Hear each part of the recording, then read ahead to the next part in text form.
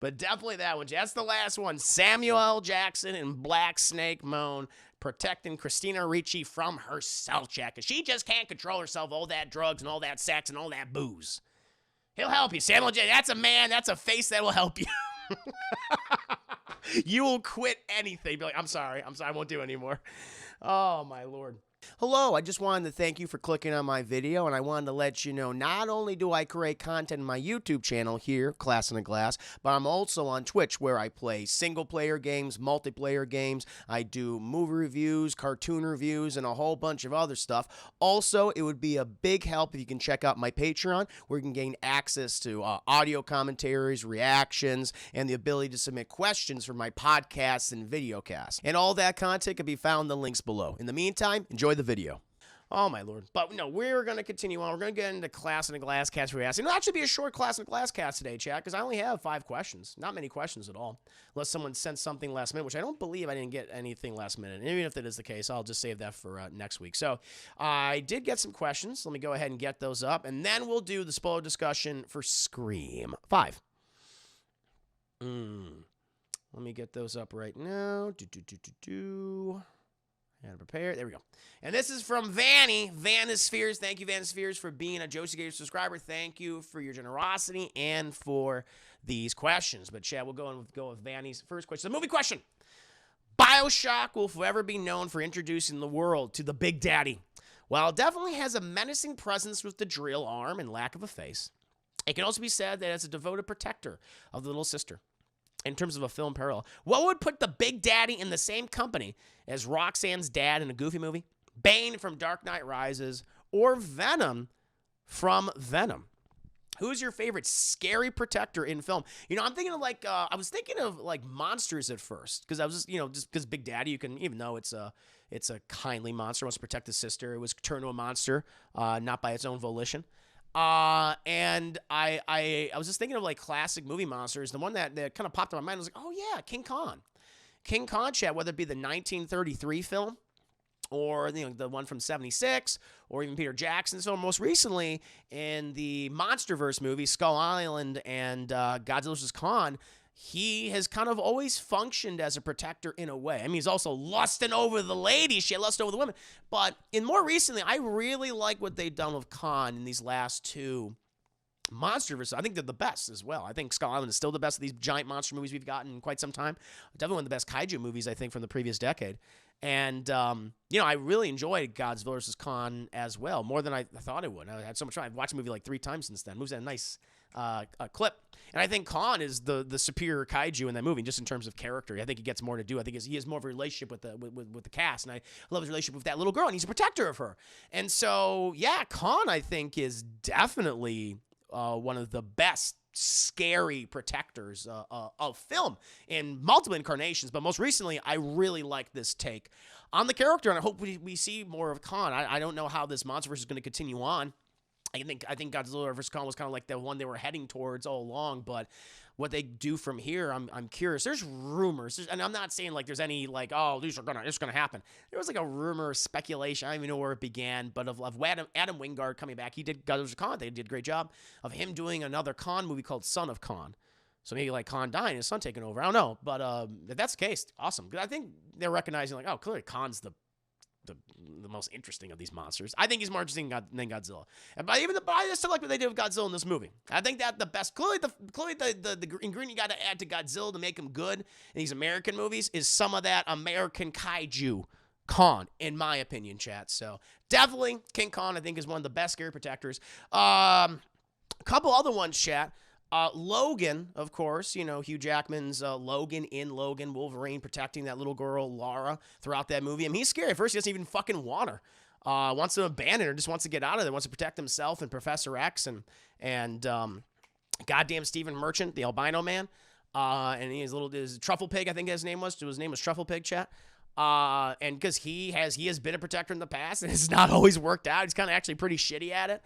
And he's horrifying. He's sick. He's gross looking now. He's not that sexy Hugh Jackman. People remember, like, you know, in the Wolverine and stuff like Chad and those X-Men films. No, he's all old and gross and falling apart. And he's like, fuck you. It's like, Jesus.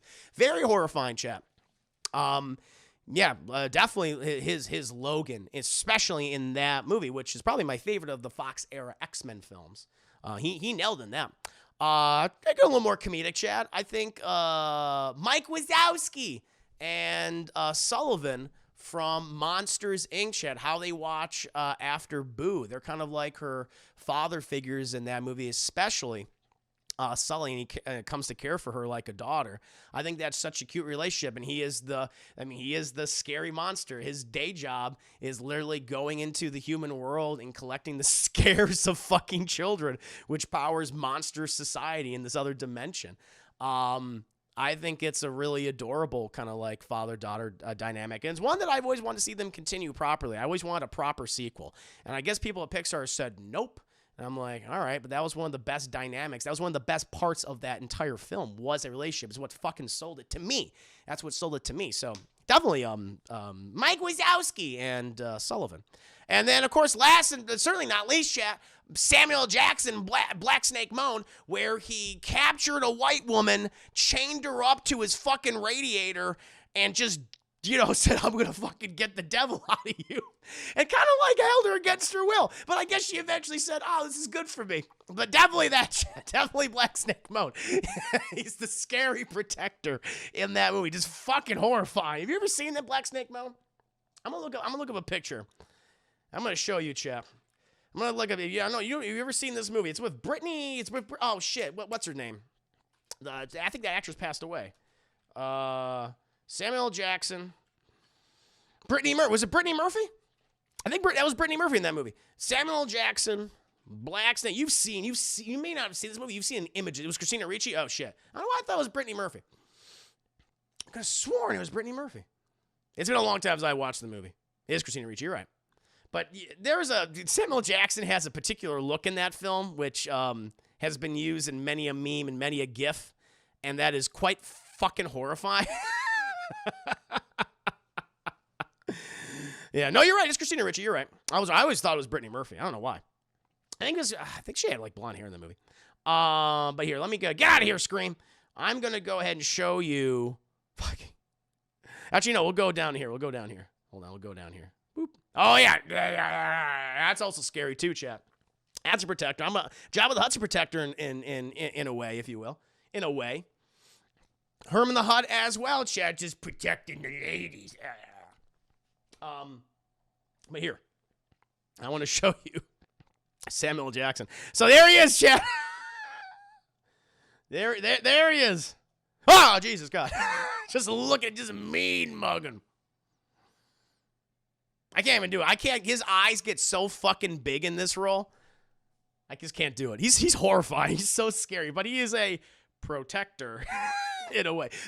This movie could not be made today.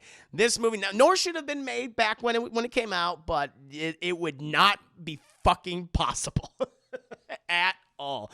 But definitely that one. That's the last one. Samuel Jackson and Black Snake Moan protecting Christina Ricci from herself, Jack. Because she just can't control herself. All that drugs and all that sex and all that booze. He'll help you. Samuel Jackson, that's a man. That's a face that will help you. You will quit anything. Be like, I'm sorry, I won't do it anymore. Oh, my Lord. What about you guys? What are some of your favorite protectors in movies, if you will? There's some other ones. Brian Mills, I think. Liam Neeson's character from Taken is another great one. Is like, I will fucking find you and I will kill you. I mean, that first Taken movie is really slick. It's a really slick thriller, chat. So I think that's not, I mean, the sequels are all fucking awful. But that first one is still great. The taming of Becky's so Shakespearean. That's what you look like to me. Oh, I look like this. I look like that. Oh, yeah. I can see the resemblance. Kind of. Not really. We have facial hair. Oh, wrong one. Wrong screen. John Wick, protector of dogs. Yeah. Well, he's not very good at that. He's not very good at protecting the dogs. Usually as a protector, I think you have to have some success at protecting someone. He's not done that very well. Oh, my Lord. The Professional, and yeah, Taxi Driver. Yeah, that's a scary fucking protector. Hell yeah. No, yeah, Leon the Professional, definitely good one. And yep, Travis Bickle and Taxi Driver. Those are some good ones. He's very much an avenger of dogs. Well, some of my favorite protectors are Machete, And Cherry Darling from Rodriguez Grindhouse. Also Ellen Ripley. Oh, my God. What? Well, yeah. I'm thinking, like, also Scary Protector. But, yeah, General Protectors. Yeah, General Protector. Yeah, Ellen Ripley. I mean, she can be fucking scary. She's scary in Aliens. It's like, oh, fuck. Get away from her, you bitch. If I was the queen, I'd be like, oh, shit, I'm sorry. I'll back up. And just put me on another planet, and I'll start breeding. Hell yeah. Oh, now when Mando comes to mind. He's kind of scary, too. He's intimidating. He's killed a lot of people. That's a good one, gentlemen. Very nice. Kratos, hell yeah. Good one, Chad. Good one. Very nice, I'm Xavier. I like it, Chad. I like where your minds are at right now. Very good. Very good. Yeah, I'm trying to think of some other, like, more recent ones. Or, I was trying to thinking, like, really old or, like, really recent. Dante for Devil May Cry. I'm not too familiar with, like, the Devil May Cry series. I played, like, the first and the second one, then I played, like, the fifth one, which I really enjoyed. So, the Duke, protector of extra butter. Oh, hell yeah. No, he protects the fuck out of that butter and all the other things, all of his weapons and shit. He's good at that. He protects Ethan in the game. He saves his ass. He was like, wow, you have to do that, Duke. It's like, I like you, Ethan. I like you. You're delicious. That's true. I'm just saying, Mando said a man of fire baby. So no, he's scary. No, you're right. I am not disagreeing. He's a scary, intimidating man. Michael Myers protecting the neighborhood from sex and drugs. Well, I suppose so. If you want to spin it that way. I guess. Yeah, that's true. No, definitely Mando. 100% Mando. The Mandalorian, chat. 100%. 100%. Yes. But, moving on from that question, chat. We'll go, oh, yes, Terminator. Oh, my God. I can't believe I didn't have that on there. I feel dumb.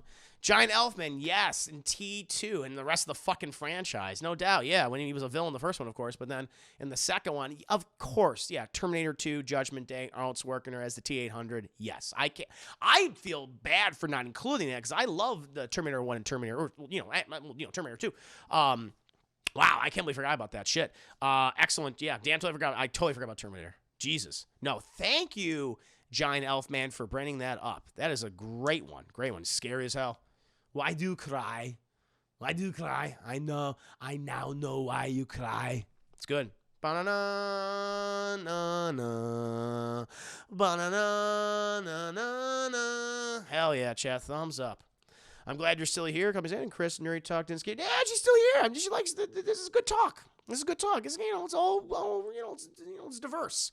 It's diverse talk. We're covering different subjects and shit. Oh, Sarah Connor Chronicles. Yeah, you could say Sarah Connor too in Terminator 2. I mean, she's fucking scary in that. She's locked up in a loony bin in an insane asylum, chat. She gets out and she's like, crying and laughing half the time, and she's a little disturbed. So that's a great one. You could say both the T-800 and Sarah Connor in T2. Great answer. I can't believe I didn't have that. I'm sorry, I let you down. But now we'll move on to I'm actually ignoring all the New York talk. Oh. Oh, Kyle Reese. That's true. Kyle Reese, everyone. He's kind of scary. Like, okay, is this guy fucking crazy? Or is he really telling the truth? That's another good one. He's kind of like, I'm going to make some plastic explosives. You want to make some plastic explosives with me? And she's like, I guess so. That's a good one. Now, Chad, we'll move on to the TV question. One of BioShock Infinite's greatest line is, there's always a lighthouse. There's always a man. There's always a city. It's simple, but ominous as fuck at the same time. Is there a line of dialogue in a TV show that, well, really simple, just punched you right in the soul? I thought of three. And some of these are actually recent. This one is very recent, chat. Came out this past year. But I really liked the last episode in WandaVision where you have that conversation. Actually, it was a flashback scene before the events of WandaVision where it's Wanda and Paul Bettany's Vision talking to each other. And Vision has this, it's kind of like the line that was like, oh, it defines the series, and I really liked it, especially for him. I think it really defined him, where he says, but what is grief if not love persevering? And I was like, that was beautiful. I thought that was a very beautiful line. I mean, what Wanda's doing is, horrible and horrifying and horrific, and how she abuses those people, but she's in so much pain.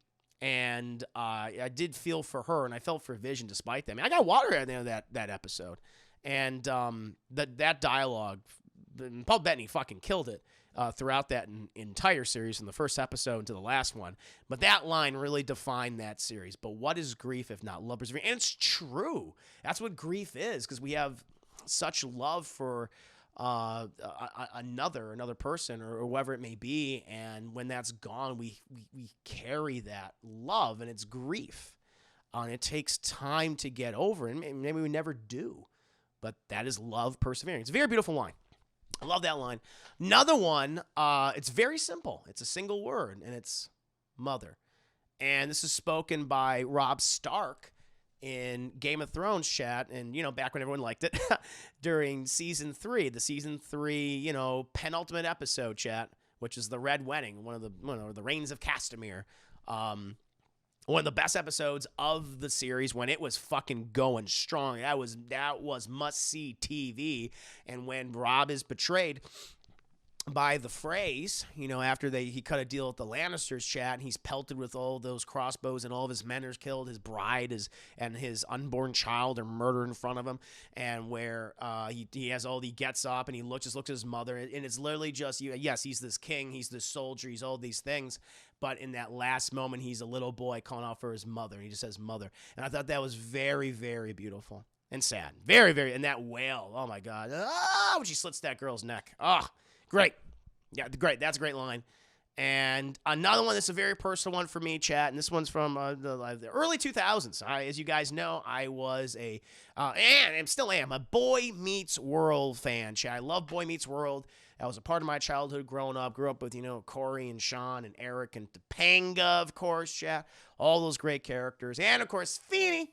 Mr. Feeney. I love Mr. Feeney. He's what the teacher you always wanted, chat, growing up, what you needed. And he has the last line of the series is when he says goodbye to a lot of those characters, particularly, Corey and Eric and Sean. But when they leave the classroom for the last time, it's him in the class, and he speaks it just himself, and like as if the students are still there. He says, "I love you all. Class dismissed." And that's it. That's the last lines of the entire series, and it's beautiful.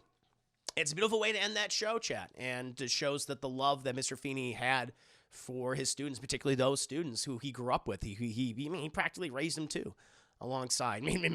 Certainly with Sean. That's Sean's father figure. I always love that, and Mr. Feeney is just such a wonderful character. It's great. It's a great follow line. Great follow line. So those are my 3, chat. What is grief if not love persevering? Mother. I love you all. Class dismissed. What about some of your favorite lines from TV show, or just like the emotional lines? You're like, oh, it just hit you. It just felt something. Those have always stood out to me. Always stood out to me, chat. Also, you heading to bed? No problem. Also, have a great evening. Sleep well, good sir. Some very good questions tonight, Vanny. Very good questions tonight. Fargo, in astronomy, the word revolution means a celestial object that comes full circle. It's funny because on Earth, it means change. That's a good line. Very nice. Very nice. Bat Boy, I'm kind of cheating because this isn't from My Little Pony, but from a series of fan videos called Totally Legit Recap. But one line I felt interesting. But one line I felt perfectly captured why the show is so big with so many adult fans. Everyone has a place in the world, and everyone has a place in this world, and that more than magic is what makes it a fantasy world. Oh, that's sweet. It always breaks me. That's fair. That's a sad line from my streams. I might be mentioning a line that I speak on stream regularly. That's a good one. No, it was fun. I try to think of some other shows. Those just like, those really hit me emotionally.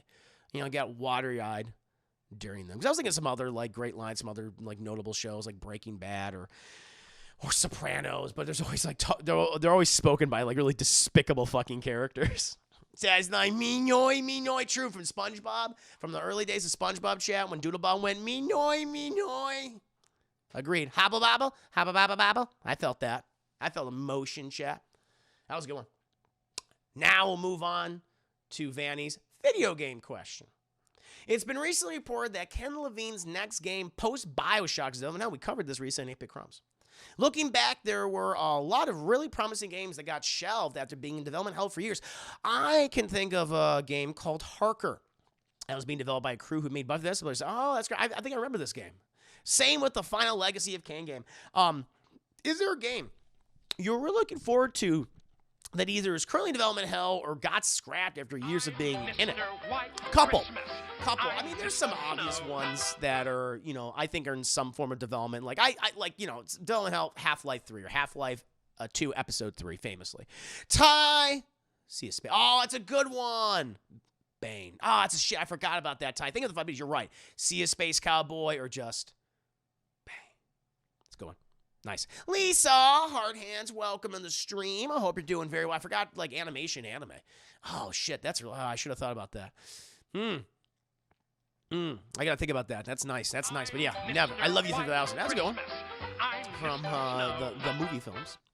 I'm Cosmo Kramer, the ass man from Seinfeld.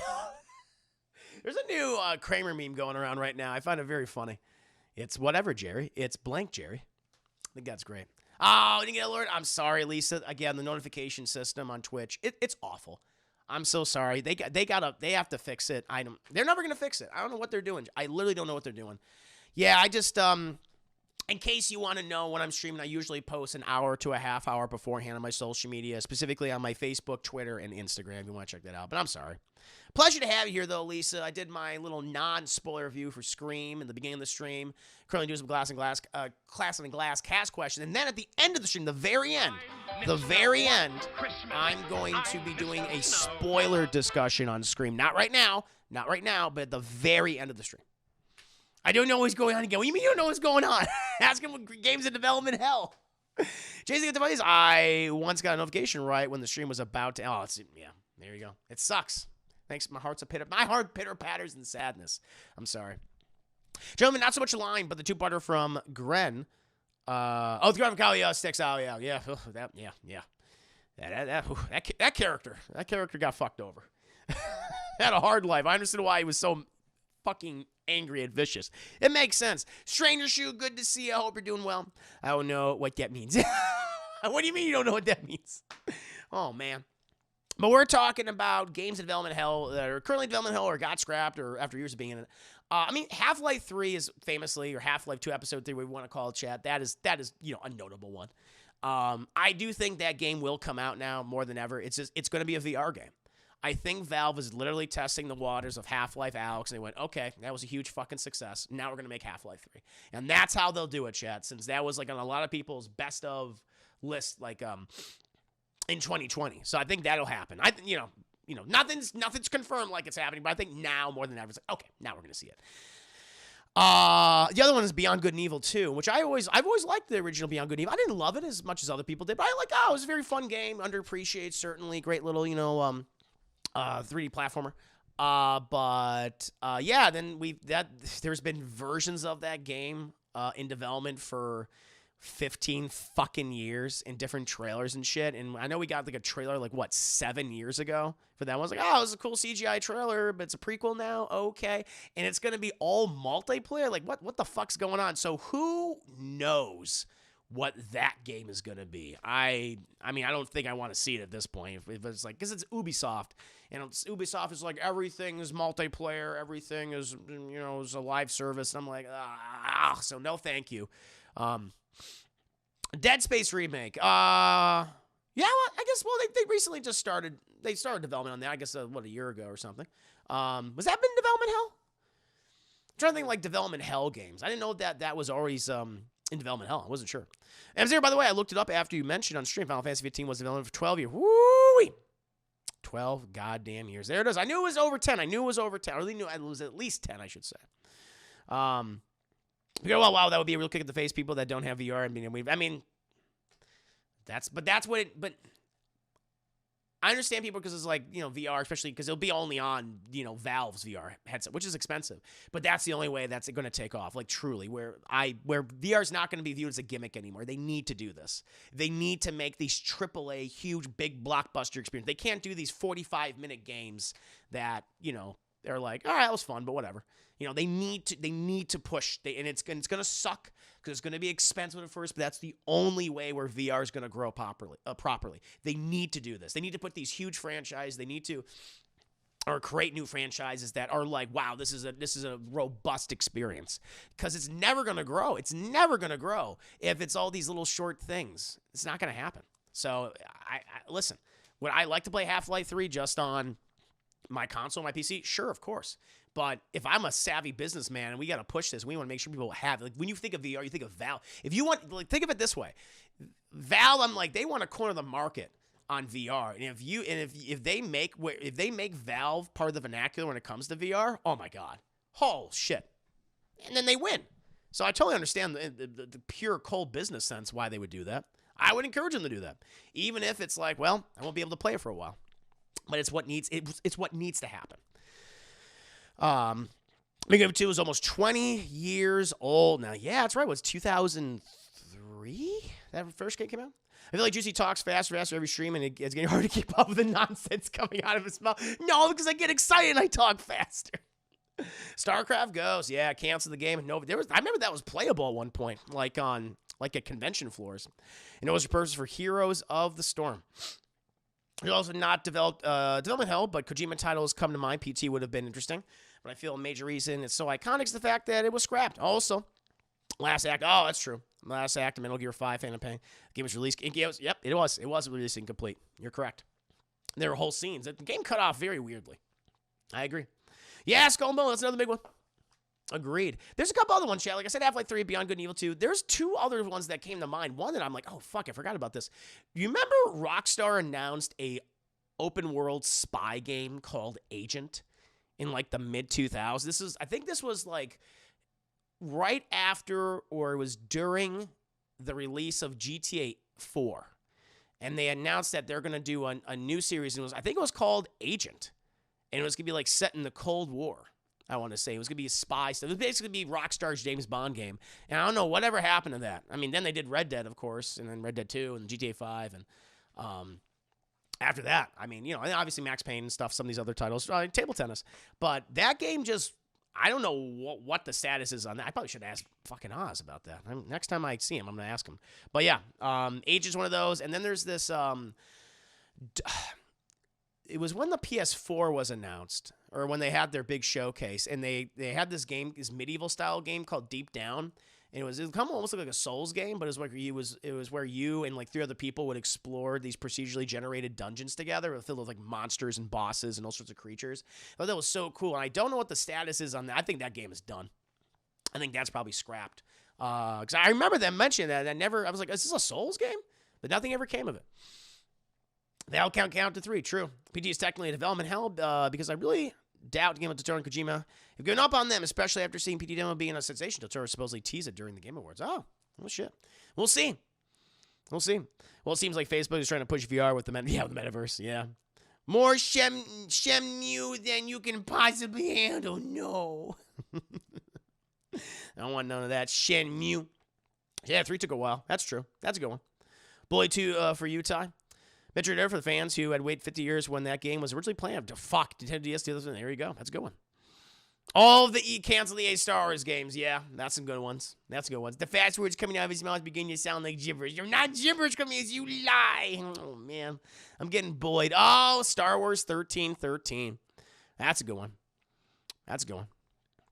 Very nice. There it is. Oh, is the webpage gone? It's removed. When was this removed? Oh, it was recent. It was like in October. If over a decade of silence and a banned trademark wasn't enough for you, rest assured that Rockstar Games PlayStation exclusive Agents no more. Oh, there you go. Company crushed any glimmer of hope fans had left, quietly removing the game from its catalog on the official Rockstar Games website. The webpage for Agent now redirects to the Rockstar homepage. All right, never mind. Well, there you go. Canceled. Done, chat. It's a shame. That's a shame. KCO Project Eve gets more announcements soon. The game is a fantastic addition to the Hack and Slash Adventure Counter. Also got straight up homages to Nier and DMC. Yeah. Oh, yeah, the original concept of Halo. Well, I mean, that kind of became Halo Wars, though, right? Wasn't that was what Halo Wars became, I think? Or heavily inspired by? Oh, Scalebound. That's a good one. Scalebound. Yeah, Sound Hill. No, there's some good ones, chat. Some great ones. But yeah, for me personally, like I said, Half-Life 3, Beyond Good and Evil 2, which I think we're going to get Half-Life 3. Out of all of these, we're going to get Half-Life 3. But Beyond Good and Evil 2, probably not. Agent, obviously not. Deep Down, probably not either. I haven't heard anything from those games. But yeah, some good suggestions too, Chai. I like where your mind's at. This is going. This is a content creator question from Vanny. Would you kindly is another absolutely iconic line from the first BioShock game. Indeed, agreed. One of the best lines in video games, period. As a content creator, you have several such as your Wings of Liberty, Toast, Get Juicy, Working Dem Polls Hard, and Scene by Scene by Scene by Scene breakdowns.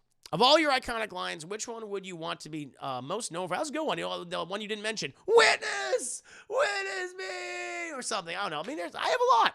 I don't know. It really... I was trying to think, like, what is a common thing that I say that I want to be remembered by? Witness Me, which, of course, is, famously from, Mad Max Fury Road. But there's some other great ones. Working Dem Polls Hard, Scene by Scene by Scene by Scene breakdown. I can almost put these, like on shirt. The Ganoush, Mrs. Ganoush. That's an early one. That was a really good one. Then the Ganoush, Mrs. Ganoush was funny.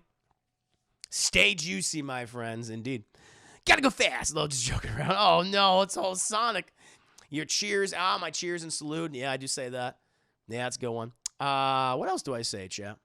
Nitty gritty details. Nye Brownie fart, definitely. Oh, that's happened. You don't know when I do it. You don't know when I do it, Naya. Doesn't pick up on the mic. The Wings of Liberty Toast, my favorite. That's a good one. No, thank you, Vanny. Thank you. I'm trying to think. Creepy Anakin. Not just the men, but the women and the children too. I hate them.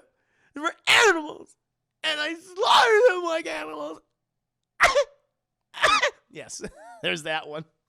Bad Boy's something racist. No. Maybe. We hear it in the mic all the time. You lie. You don't know. You say something my daughter copied the other day. Had to turn off the stream. Fuck. Oh, no. I'm so sorry. Oh, no. Daddy, what does fuck mean? Oh, I'm so sorry, man. Oh, I've scarred your child. I feel so bad. I feel so bad. Earplugs. You got to have the earplugs. You got to have the ear headphones. You got to do that. Your Aunt May's close second. Everybody knows you love Mary Jane, Peter. Everybody take it. Take it and don't leave it there, Peter. Don't do it. Yeah, my Aunt May is very fun. I like my Aunt May. That's a good one. That's a good one. MC Avery's got, top 3. Witness Me, Scene by Scene by Scene by Scene by Aunt May. I love it. Very, very nice. Very nice. See what else you guys are saying here. Alec, good to see you. Hope you're doing very well. Hi, Chris and Chad. Just saw the new stream. It was, Did my review in the beginning of the stream. I'm going to do a spoiler section in a bit. Not right now, but in a bit, I'm going to do a spoiler section. Happy to have you here, though. Naya Brownie Lingo, you're welcome. Yeah, I do have, I do voices for certain members in the chat. And, like, Naya Brownie sounds like this. This is what she sounds like. Like, I read everything she says like that. Naya Brownie. And also color me Hazel. I also read Call Me Hazel with stuff like this, too. That's probably why I confuse them all the time. That is the reason why I confuse them, is because I say everything in that voice for the two of them. That is true. That is true, chat. This is a family show, 97%. Oh, yeah, of course. 97% of the time, Wes, indeed. Chris is sexy. I have the sexiest Aunt May voice. Got that Rosemary Harris voice, chat. Boom. Can't do an Al Pacino impression. She's a great ass. Hoo-ha. Oh, he does that. Love that. Excuses. Really going to Chris's lore. My lore. I have my own lore, chat. That's fun. Now, when I start doing merchandise, I imagine I'll put some of these sayings like on. There's like some really cool shirts out there where it's not just like one saying, but it's like everything. Like, Rooster Teeth has some really good, like, quotes from their, like, Achievement Hunter. They reference it, but it's all stylized sentences, and it's like a block, and it looks really, really cool. If I would ever do a shirt of quotes, I think that's what I would do. I think that'd be really fun. So I would have Witness Me. I would have Scene by Scene by Scene, Breathes, Scene, Breakdown. I'd have that. Get Juicy. Everybody knows you love Mary Jane, Peter. Like, all that shit. I think that's what I would do. That Juicy NFT, me and Troy Baker. You're getting on those NFTs, chat. NFTs. You can own something. It'll increase in value. Maybe. You think all women are the same. It's not true. I just think your voices sound like that. That's how I just think of you now. I can't help it. Marlon Brando, sound like Marlon Brando. It's like, I slur my words. I don't enunciate very well. I just kind of trail off after a while. That's fine. And my jowls, I look like a bulldog. I got like bulldog. I'm just so swollen down here. I don't understand it. But, you know, what it was, it is. Whatever. Fuck you. Fuck you. There you go. Oh. Canceled. No. Canceled. That'll have to be the big one. I mean, I can definitely do Brando. Laura's pissed off at Troy. I saw that Troy told me I was just trying to get that money. He's trying to get that money, chap. That money. If you have team, no freaking tan. Yeah, I got that. Hey. It's true. That's fucking winter, man. It's winter. Not many women don't sound like Marlon Brando. Chris, it's what Naya sounds like. She just sounds like this now. Just sound like this. You know, the jowls and everything. That's what I see coming out of her mouth. Came in the day. You came here on the day of my daughter's wedding. You know, to me in friendship, and you insult me. It's terrible. Very terrible. Oh, yeah, my George Lucas impression. Yeah. For some goddamn money. I'm going to trademark that. Fuck you, it's my money. Yeah, George Lucas. George Lucas is good. Definitely very good. Did you just say I'm sounds like a bulldog? No, I said Marlon Brando has jowls like a bulldog, Naya. Of course. And now, chap, we can go into the last question of Class in a Glass Cast for SBS. But no, actually, before we move on, would you, when I eventually do merchandise, would you like to get like a shirt that has like all my notable sayings and quotes like on it? I think that'd be kind of fun. Where it's not just one, it's like it's a whole mixture. There's some, like Rooster Teeth has done some really cool things like that, like those designs. I think that'd be really fun. It's like stylized. So I don't know. And it's like different colors and stuff. And so I was like, ooh, we can mix and match. And each quote like stands out. Some really fun stuff. Do you remember nice? Yeah. I want to hear your Corey Coleman prayer. I don't think I can do Corey. Wouldn't know how to do it. Man, I pay $19.99 for that. It's a good price. Good price, chat. Less than $20. Nah, I hated you. We can never do that one for Naya. I hated you. I want a Chris Brazier shirt. Whoa, Braziers. Oh, my Lord. Yeah, I can have fun. There'll be shirts for men and women, chat. Some Braziers also. I can do that. I put $1 for that. Sale. When they're on sale. We're discontinuing. The Mighty Thor. I buy that for $1. Hell yeah. See, I got some customers, chat. I got some customers. Nah, she said Braziers. Oh, my Lord. But now, chat, we'll go ahead and move on to the next question. Music question. The final question from Vanny. BioShock Infinite's song, Will the Circle Be Unbroken, is a solemn banger. No doubt. But Infinite also took some classic songs like God Only Knows and gave them a barbershop quartet rendition. I remember that. It's not uncommon for bands to take older songs and put their spin on it. Examples include Disturbed, Song of Silence, Alien, Ant Farm, Smooth Criminal, and Johnny Cash is Hurt. Fuck! That was my answer. As you are getting ready to start learning more about music, let's set a baseline. Ask, what's your favorite cover song? No, Johnny Cash is Hurt. And I think the big reason why is that I've heard that so often. I've heard that in trailers for movies like Logan. One of those, like, there was like 2 trailers. And I think it was the first trailer where they had Johnny Cash's Hurt playing, and it really fucking set the tone. It was fantastic. I love that.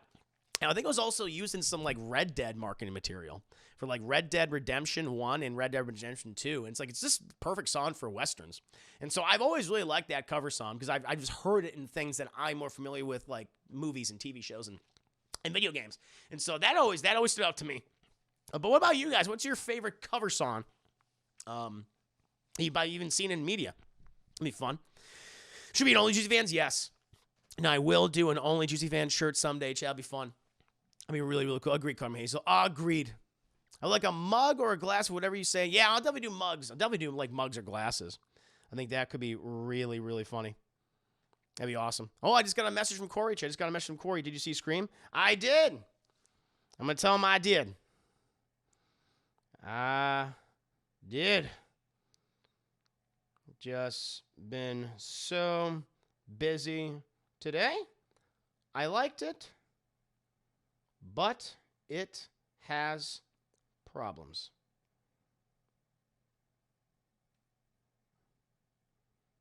I think 1, 2, I'm Mr. White Christmas.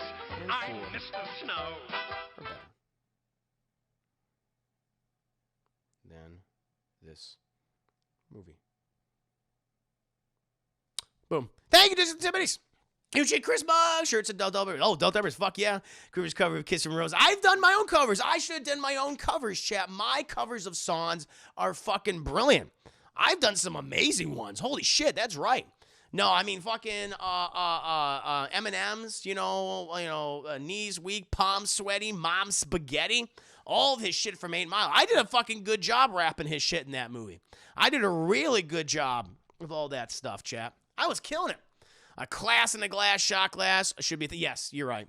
Class in a Glass, shot glass, or whiskey glass. Yeah, these are things I do want to do, chat. Like, I do want to do merchandise, but I feel like I need to be at a certain level to do that. Because I'm be honest, because I don't want to invest so much money into making these things and just not have them sell. So I have to wait until, I want to at least wait until I hit partner. That's the thing. I feel like when I hit partner, it's like, okay, I could start offering some of these things to you guys and have you guys, I think you guys respond well to them. I don't want to do so much, of course. Yeah, T-Public, that might be the way to go. This is Corey's using that right now, and he seems to really like it with the more recent DT merchandise. So, but yeah, that's what's. I think by the time I hit partner, I'll be like, okay, I want to start pursuing this. I just don't want to do it quite yet. But I've always had these ideas. You guys have some great recommendations here. Matter of fact, Class in a Glass, shot glass. Yeah, I'm gonna put that in my word. I keep a Word doc open here, chat, for your ideas, things you say, and I'm like, ooh, that's good. Slim Juicy, you start with all the songs you've done covers. I know.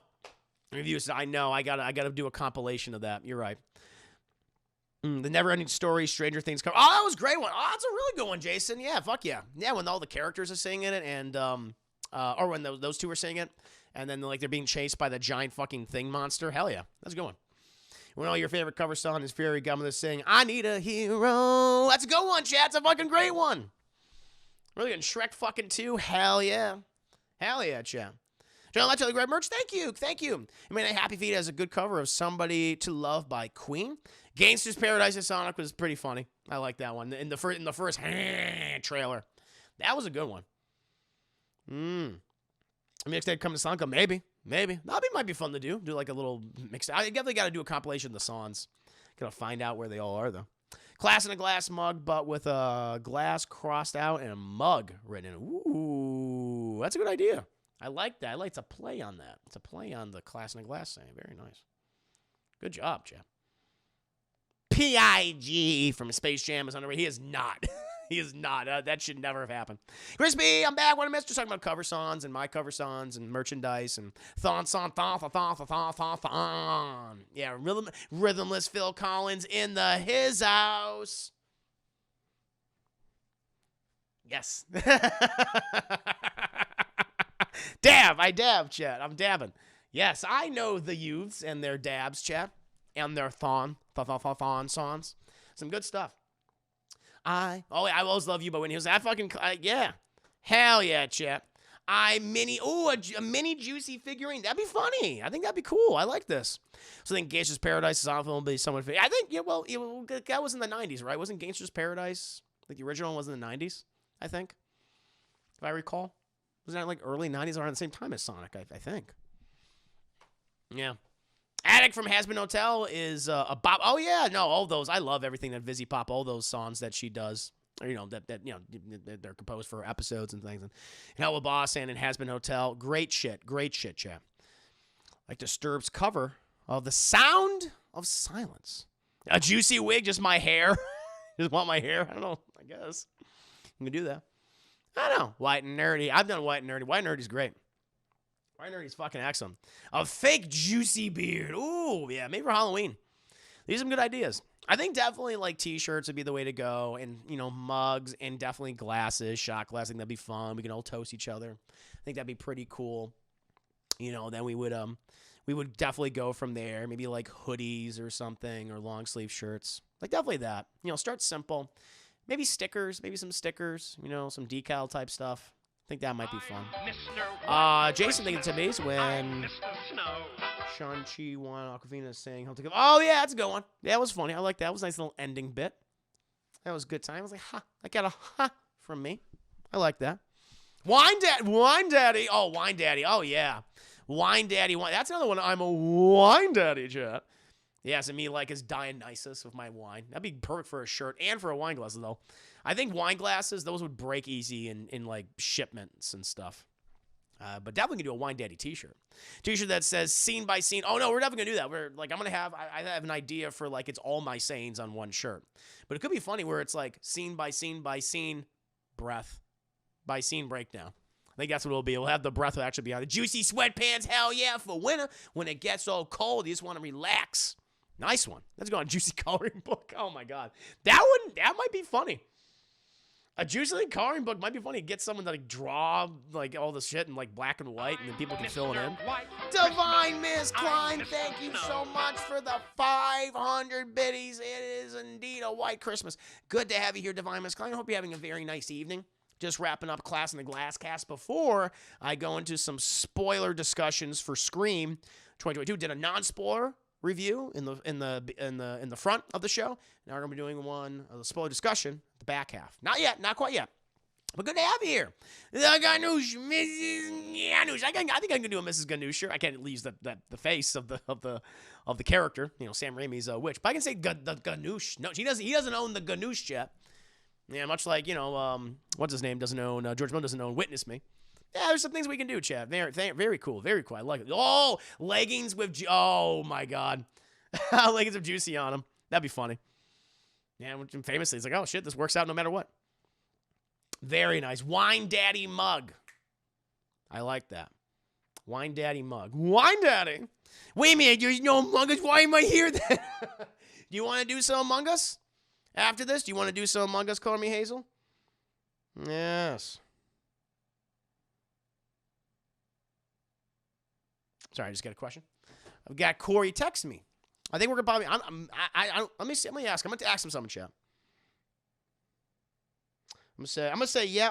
4 is 4. I'm gonna say, yeah. 4 was very very underrated when it came out.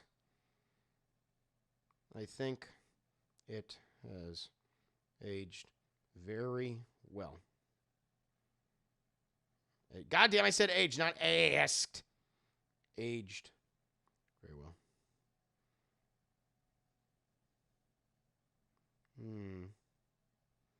It. Stupid thumbs.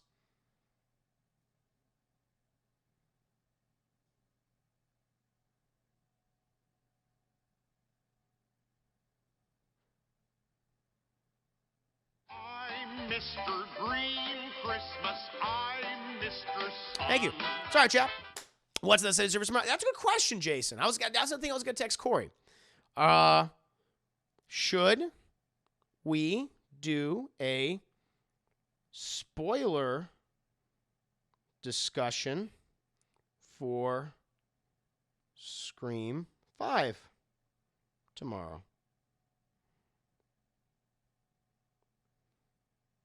There you go. We'll see.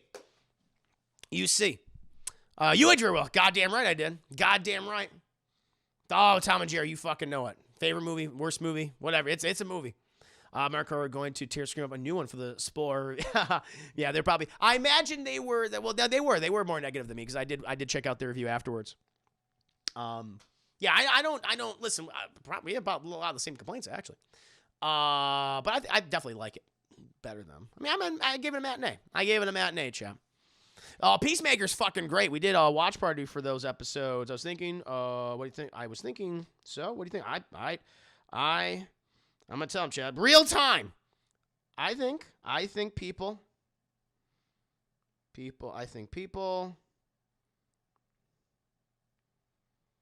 want us. So you guys want to do a spoiler discussion for that? I feel like you might want to. I think people want us to talk about all the big reveals and other thing in the movie.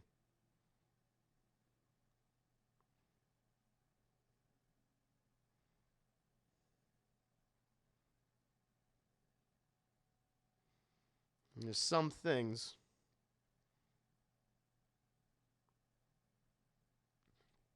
yes, Jay. Yes, you shall soon learn.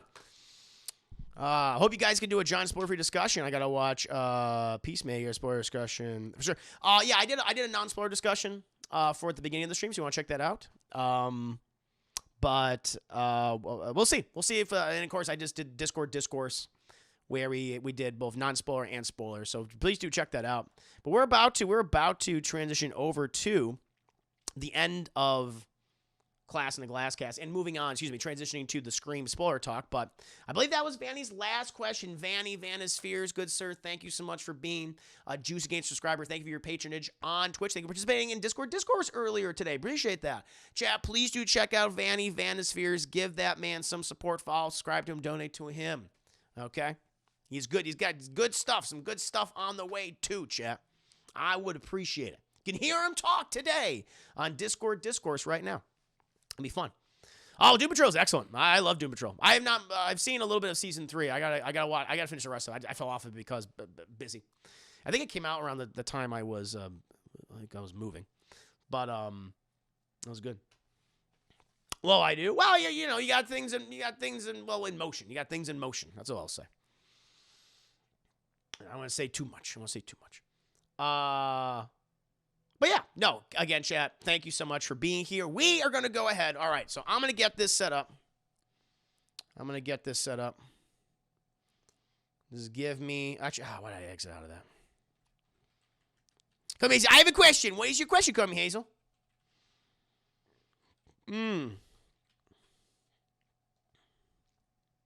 Del Real McCoy, good to see you. I hope you're having a very nice evening. How is your day treating you? Just finished Class in a Glasscast. Going to do a spoiler discussion about Scream in just a bit. Just going to set up. That's set up because I don't want the movie to be ruined for anyone who doesn't want to hear spoilers.